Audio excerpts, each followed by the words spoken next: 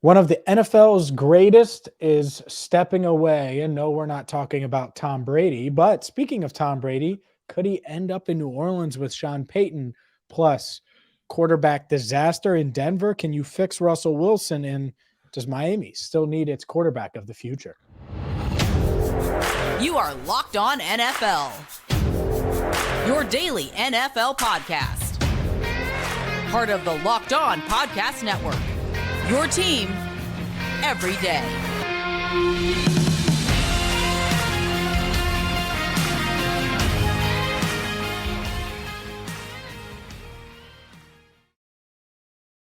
Hi again, everyone, and welcome into another edition of Locked On NFL. I'm James Rapien. He is Tony Wiggins. We are locked, we are loaded, and we're going to dive into a bunch of quarterback talk led by a guy in J.J. Watt who absolutely demolished quarterbacks during his tenure in the NFL. Today's episode is brought to you by Ultimate Football GM. Have you ever dreamed of becoming an NFL GM and managing your football franchise? This game is definitely for you. To download the game, just visit ultimate-gm.com or look it up on the App Store. Our listeners get a 100% free boost to their franchise with promo code Locked On, all capitals, Locked On, in the game. And let's dive on in Tony Wiggins, because J.J. Watt has been in the game. He's been around the game. He's dominated the game for quite some time. Heck, last we saw of J.J. Watt, he was playing at a really high level, I thought, the other night. And he revealed on Tuesday that was his final home game in the NFL.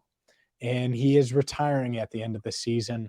One of the NFL's best, if you ask me, Hall of Famer right away. Get the bust ready. What was your reaction when you saw the news about J.J. Watt and just his legacy that he leaves behind now that he's retiring? Glad he's going out on his own terms and he can still play, but no doubt it's a situation where he's like, you know what, it's time. I think having the baby makes him want to do something. I think that pulls him a different way, and this just goes to show you, people, it's no right or wrong. Folks are just yoked differently. Tom Brady can't wait to keep playing. This guy gets his first kid and like, I'm done. So I can totally get both sides of that. But first Hall of Famer with a bullet. It depends if they put him in as a tackle or an end. If they put him as a tackle, I think he'll only be the sixth first ballot defensive tackle to go in. And I think that's significant. Where do I rank him? One of the best I've seen probably in the last, it's hard to say 25 years because of Ray Lewis and Ed Reed. But he's right there with Von Miller as the two best that we've seen in the last 15 years, definitely, defensively. And a lot of memories from him in the AFC South tormenting Jacksonville quarterbacks. I gave him the nickname Super Freak. My wife, we were sitting in like the third row back behind the Texans bench once, and she says, who's that dude with these long arms? I said, that is a super freak. And she went out and saw within the first 5 minutes of the game why I called him that.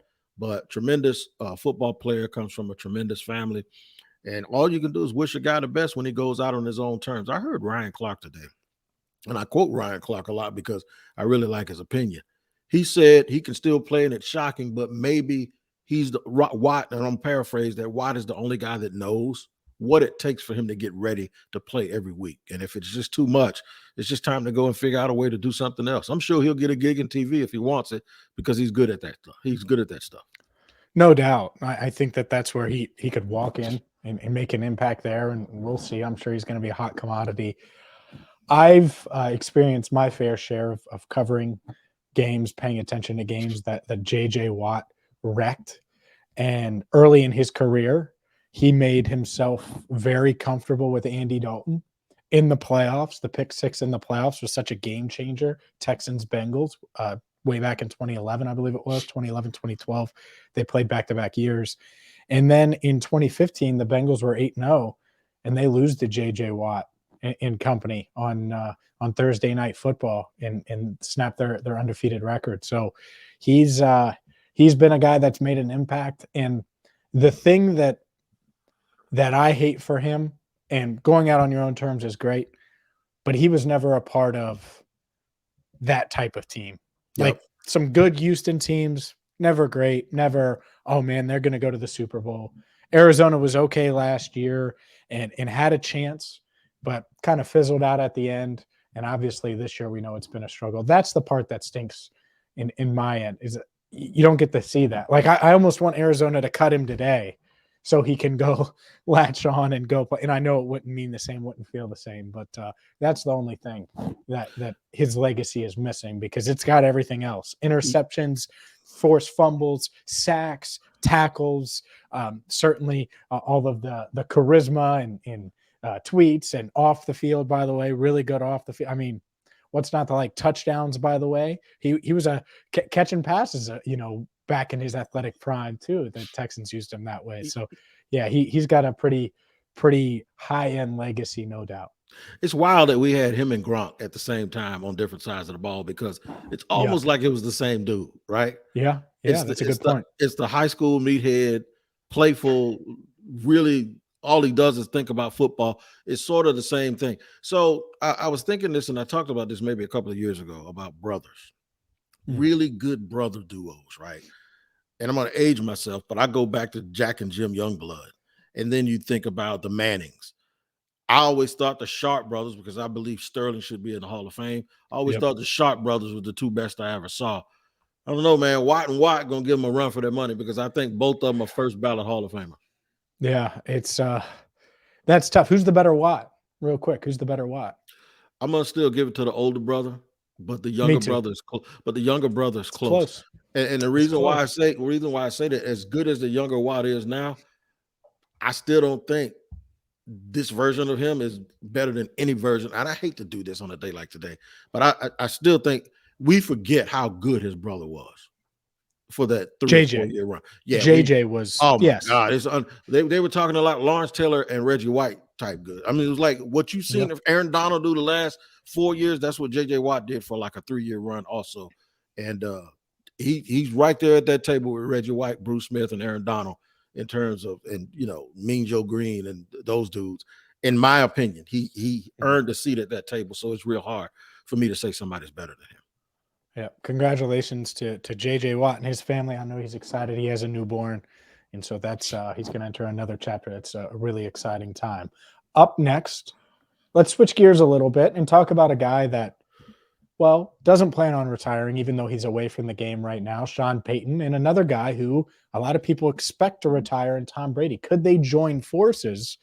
We'll talk about that next. But I'm really geeked by our new partner and today's sponsor, Ultimate GM. Ultimate GM is an awesome game that I've used, and you got to download the app, because if you've dreamt of being an NFL GM, this is the app for you. And we all have, right? We've all thought like, man, I could do that.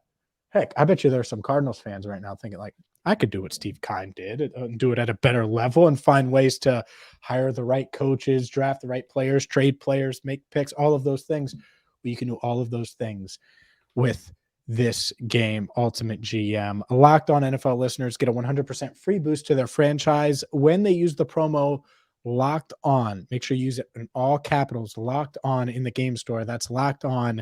It's ultimate-gm.com, or use Ultimate GM in the App Store. So check it out today. Become a GM and see if you can kick our tail, because Tony and I both have the game as well. Again, just visit ultimate-gm.com or look it up in the App Store. That's ultimate-gm.com. Start your dynasty today. And remember to use that promo code Locked On. All right, well, thank you for making us your first listen here on Locked On NFL. James Rapien, along with Tony Wiggins, in a subject that I am a little bit tired of, but I think we have to talk about it because it's news. Where will Sean Payton coach? Will he go back home, and will he bring Tom Brady? Will they finally do what everybody thought they were trying to do in Miami a couple of years ago? I wanted to see Payton somewhere else. I'll just give you my spin on it. I wanted to see Payton somewhere else. And as bad as everyone is saying Brady's playing, Brady has like 4,200 yards with 21 touchdowns and 9 interceptions. Anybody will want those stats. And I do know that when you watch him play, it doesn't look quite the same. But come on, man, he is not bringing the team down just because he's not himself, and he's getting a little bit older. But it'd be nice to see those two. I mean, it'd be another feather in the cap of Tom Brady if he was able to win with yet another Hall of Fame coach, but yet still Bill Belichick can't find a quarterback to win with. Yeah. Yeah, I agree with you. And the reason this came up is because Pro Football Talk came out with a report and about this. He said, while the possibility of Brady to New Orleans or anywhere remains a complete and total unknown, there's growing school of thought in league circles that Sean Payton will return to the Saints if he coaches in 2023. Now, it makes some sense because with the Chargers clinching a playoff spot, it looks like that there isn't going to be a coaching change there with Staley. And so Denver, do you want to go there with Russell Wilson? We'll talk about Wilson in a second. Doesn't seem like that's somewhere Sean Payton would want to go. Carolina, I don't see it. It might just be a matter of destination. Arizona. And if you're yeah, Arizona, do you want to do that though? Kyler Murray, big contract coming off of an ACL. Do you want to be locked into a guy? I don't know. Maybe he does. Or do you come back with the handshake agreement with Tom Brady? That's a pretty good roster. Tom Brady's always struggled against the Saints. He beat him this year, but can't beat him, join him.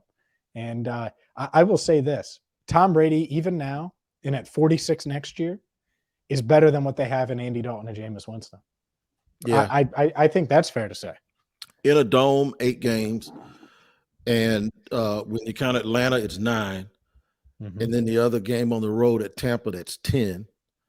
A minimum of 10 games inside or with great weather for a 46-year-old guy. There's something to think about. It's definitely something to ponder. It's almost with me like when are we gonna get past the and I'm not blaming the story or us for doing it. I'm just talking about them. Those two guys. And the fact that this leaks out a little bit, it starts to chip away, not really at his greatness, but it makes me wonder about some of the things that I thought about Brady, that he was so myopically focused on things. Well, they said that when he was in New England making a playoff run, he was thinking about other stuff. And then he was with Tampa. He was thinking about going to Miami while they were in the middle of a run. And now they're trying to make the playoffs. And if this is true, then that means that at some point somebody's had a discussion somewhere, and it can't just all be speculation that he's now plotting something else. It's one thing to think ahead, but in sports, especially when you give guys like Tom Brady credit for their focus, it's just hard for me to continue to hear about all of these things that point to a lack of focus when it comes to him and not paying attention to what's on his table right in front of him. Yeah, that's a good point. And what I would say is in New England, I think there was a lot of buildup, and he was in the same place for a long time, and he probably knew that they didn't have what it took to make that type of run. And I think this year would be that too. Last year, I could have seen it. In fact, heck, if they don't blow out coverage late against the Rams, you might have seen them make another Super Bowl run because they might have gotten out of there and completed that comeback, and who knows. But this year, could you see it? I still never like counting Brady out, but it's tough. I mean, it's ugly to watch, and who knows, maybe they do figure it out. But it would not shock me. If I had to bet right now, I'd say he plays next year. Would you? I think he plays next year somewhere. I think he's going to try. And ideally for him, in his head, I think he thinks San Francisco. I don't know if the 49ers are going to want him. Yeah, I don't either. And the one thing about this whole situation with him in Tampa this year that does rub me the wrong way again is when everything worked and folks were talking about giving Byron Leftwich a job, they're like, it's Brady's offense, right? You get Leftwich a job. Tom Brady's calling what he called in New England. It's Tom Brady. He's doing this. As soon as it goes bad, it's all Byron's fault. So I have a real problem with that too. And that's why I don't mind the guys on TV saying it's him that's dragging the team down. But then you look at the numbers, and I know we can't just go by stats, but you look at the numbers, it says otherwise, because statistically he's still one of the best quarterbacks in the NFL. I think it's all of them. I think they all suck right now, to be honest with you, when it comes to the Buccaneers. I think Todd Bowles stinks. I think Byron Leftwich stinks. And I think Brady is stunk. Yep. He's afraid to get hit now. They're only good when they're doing hurry up late in the game. All right, well, then start with hurry up if that's the key. And I don't think it's that simple, of course, even though some do. It's a whole bunch of things. Here's what I know. Mike Evans, Chris Godwin, Russell Gage, Julio Jones, Cade Otton, and I know Otton isn't in the same class as those other guys. They're still guys. Like, even if Evans has lost half a step, he's still Mike Evans. Even Right. if Godwin isn't the Godwin we remember pre-ACL, he's still Chris Godwin. And I just watching the game the other night, I thought Brady was locked in at times on guys when other guys were open, and so he's got as much to work on as anybody. And yeah, that whole team is frustrating because I look at it, and it's the same dudes, and they can't figure it out, and that's why they're where they're at. Which heck, if they beat the Panthers this weekend, they're going to win the NFC South. So wild times there. Definitely wild times. Up next, we'll switch gears again and go to Brady's former teammate, Jimmy Garoppolo. Where could Jimmy G land? And also Russell Wilson. Can Russell Wilson be fixed? Because someone in Denver, i.e. the owner, thinks he can be. We'll dive into both of those topics next, right here on Locked On NFL. This episode is brought to you by Audible. Audible is releasing a slate of new football podcasts that we're sure you're going to love. That's why you'll be able to find an episode from The League available as a bonus episode on Locked On NFL. Narrated by Super Bowl champion and legendary smack talker Richard Sherman Crabtree and sports broadcaster and rising star Taylor Rooks, one of my favorites. The League is an 8-part docuseries about the most bizarre, inspirational, and unlikely stories connected to America's favorite sport, pro football. You won't want to miss these untold stories spanning from the 1940s through the present.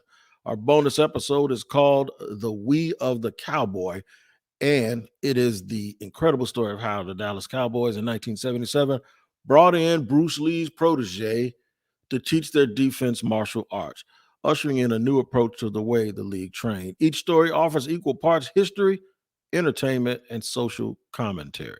Head over to Locked On NFL for a bonus episode of The League, or catch the full series wherever you get your podcasts, available now. Audible, get in the game. Tony, let's keep things rolling with Russell Wilson, who's been about as underwhelming can be this season. Let's ride. Let me ask you this, because the Broncos are stuck due to that contract with riding with Wilson now, and he's going to be the quarterback next year. Do you think firing Hackett, bringing in a new head coach, that he can be fixed the way Broncos ownership says that he can be fixed? I do not. I don't see those problems that he's having when I'm watching the game. Those aren't the problems that you attribute to who are standing on the sideline. What I see is a guy who looks cooked, a guy who looks out of his element, totally in an unfamiliar territory, and who was probably protected by the system that he was comfortable with in Seattle. I also see a guy that when he gets hit and he's on the ground, his teammates don't help him up. So I don't think a new coach can fix that part of it. You've never seen a veteran get talked back to and have to have a defensive lineman pulled away from him the way Russ did. You've never seen or heard stories of guys trying to motivate people, and it's coming across that they're receiving it as a bit shallow and sort of concocted and phony. One thing you can get back, man, is how you play. The thing I don't think you can get back is the respect of a bunch of veterans on that football team who probably want him to just leave too. Yeah. I think it's going to be a tough job, and it's going to be interesting to see how attractive this job is for incoming head coaches. Because one, you're locking yourself to Russell Wilson, which is one thing. The other, you're not reporting to George Payton, according to reports. Which, if that's the case, and you're reporting directly to ownership, well, guess what? That means that you could see a GM turnover in another year if things don't fix itself. I saw how that works. I saw how that worked here with Doug Marrone and Dave tough, Caldwell. man. It does not work when there's no chain of command. It's impossible. Yep. And so that, to me, it's a very shaky situation. Now, most coaches are going to take it regardless, but that's why you're not getting the Sean Paytons of the world, right? There are very few coaches that could turn down head coaching jobs. He's one of them. And a lot of the big fish, I think, will look elsewhere. Because why would you do that when it already feels kind of icky and like it's going to be set up to fail, unless you can rehabilitate Russell Wilson? What's the best you're getting out of Russell Wilson? Because I think he could be fixed into an average quarterback. Yeah. Okay. But what is that getting you? That ain't getting you nothing. Not in that division. And that's the problem. And one thing you don't see him doing that he did in Seattle, he doesn't even throw the ball deep anymore. No. Russ used to fire No the deep, ball downfield. no over the middle. Nothing. And I saw highlights of a play where Cortland Sutton thought he was open, and when Russ didn't throw it to him, he jumped up and down in his body language. That's just a total disrespect and a total lack of respect for a guy who was a former MVP and a Super Bowl winner, and I don't know if you could get back. Something else is going on down in Miami, man, with Tua having another concussion in the protocol, and then them being on a little bit of a losing streak, and the luster sort of wearing off of him. The question is does Miami have their quarterback of the future? If they falter down the stretch and don't make the playoffs after being positioned to make it with those weapons that they have, there's going to start being some chatter that maybe Brian Flores was right, because everybody gave Brian Flores grief about 5 or 6 weeks ago when that kid was throwing the ball all over the place. Well, maybe, just maybe, because of his play combined with the fear of his concussion situation, and that's a very serious one. I don't want to just look past that and poo-poo it. It just could be a situation where Miami is looking for a quarterback, and we got one for him already. Yeah, the Jimmy G, right? Jimmy Garoppolo. Familiarity. He could come in day one and run that offense. It's the same one. No doubt. So first things first, Tua Tagovailoa. You know what he is? He's Jared Goff. That's what it is. Sean McVay, what did he do? Sean McVay went to the Rams, and Goff was a bust, and then he got the most out of Goff, and Goff is so good, and then you get to the game where you need Goff to carry you, and he couldn't do it. McVay said, "No, I get this now. I understand." So they go get Stafford, and Goff was bad again this week when they needed it. There's a ceiling to his game, right? And not knocking Goff, not knocking Tua. They were both high picks, so there's high expectations. He's a good quarterback. I think Tua is a good quarterback. Never going to be great, and he has a ceiling, and that ceiling isn't where you would want it to be if you're Miami. And so, heck, we just talked about Brady last segment, and there was all that speculation last year. Brady, Peyton, Miami. Just go to Miami now. Go to Miami this offseason. That's what you do. You get to throw to all these weapons. I mean, think about the weapons they have. You don't need to take a lot of money. No. In Miami, you have this offensive line. You have multiple backs. You could throw it deep to Tyreek. You could throw crossers to Tyreek. You got Jalen Waddle, who's this honestly awesome, super fast downfield threat that can also be a possession receiver and catch 15 balls for 9 yards a pop if you need him to play that type of role. Extremely versatile. I agree with you, by the way. Jimmy G probably more likely. But I think Brady, that should be a dark horse as well, because guess what? I think he would love to have a little more structure around him than he has right now. And there's a certain looseness in Tampa Bay that I don't think he loves. That's why he would love to go to Shanahan. If they pass on him, maybe you go the next best route and do the Shanahan disciple route. Be very, very interesting to see what both of these teams do.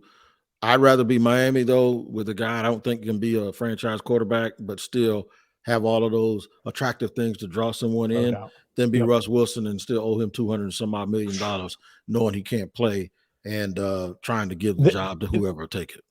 The decision to extend him, if you're George Payton, that should probably have already cost you your job. It should. Honestly. Just because he had 2 years left. You did not have to do it. On his deal. They did not have to do it. You did not have to do it. You could have took a look-see, as we call it in poker. It's called, if nobody raises, even though you got a bad hand, just take a look at the next card. Something good might happen to you.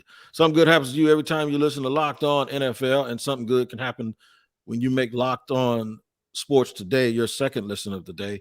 Peter Bukowski has a great 30-minute or less show where they go around the country and talk about the biggest stories in sports with the voice of local experts, and it is outstanding. Make sure you like and subscribe to it wherever you get your podcast. James, it's been fun, man. And by this time next week, we should have a bigger and better idea of who's making the playoffs, and a return of our power rankings will come back as we head to the stretch of the NFL season. For James Rapien and Tony Wiggins on Locked On NFL, take care of each other.